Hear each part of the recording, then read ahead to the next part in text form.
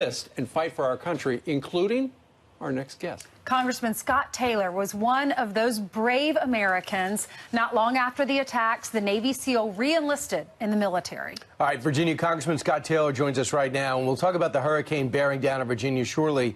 But, Scott, can you tell all of us who got to know you when you became a lawmaker what was going through your mind on 9/11? What have you had already served? Yeah, I was in for a few years in the SEAL teams, and I was planning on getting out and going to college. And I had just gotten back from a deployment overseas just a few weeks before it happened. And I remember turning on the TV.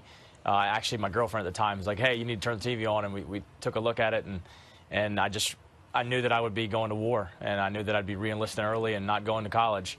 And I got to tell you, just a couple weeks ago, I was up where you guys are, and I was with my son, and we were looking at the memorial up there, and you know, he's a little young now, but I want him to know how our lives changed that day. I want him to know some of the horrors that we have in our hearts and our head, and I want him to know, you know, about the hero who his middle name is named after, who gave his life in Afghanistan. It was a small moment for us, but it had very big meaning.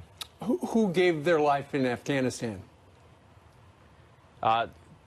It was a SEAL named Kevin Houston, who was an Extortion 17, and my son has his name.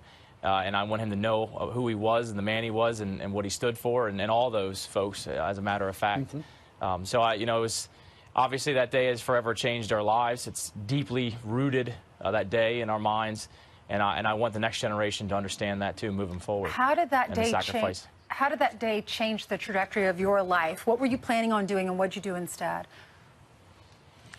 Well, I had planned on finishing out my time in the military and then using my GI Bill. I went into the military about a month after high school, so I didn't have a degree, and I wanted to go get a degree and get into business or something like that. But you know, as I said, I knew that day that the trajectory of my life would be forever changed.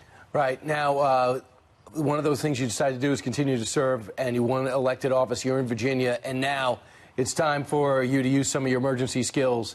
What is your advice to the people of Virginia? What are they telling you about your district with this hurricane? Well, let me preface this by saying, you know, the whole Virginia delegation has come together and asking the president to declare a federal state of emergency for Virginia. He's done so for North and South Carolina. Virginia, the modeling, it might put us right in the center of the impact. So we're going to have some serious flooding, and probably one of the biggest potential problems and dangers for us is if that thing stalls and just dumps, you know, lots of water on us. That would cause tremendous and catastrophic flooding. So my advice and my encouragement, of course, is for people to listen to the warnings and heed them. Please heed them. I got to tell you that typically in this type of thing, you know, you'd pull resources from other states, but they're in the same problem. They're having the same problem that we are. So we're going to be relying on first responders and local emergency coordinators, and they're going to be overwhelmed. So it's important that we prepare ahead of time to make sure that you don't add to the burden that they're going to have. Indeed. Congressman, thank you very much for joining us on this big day.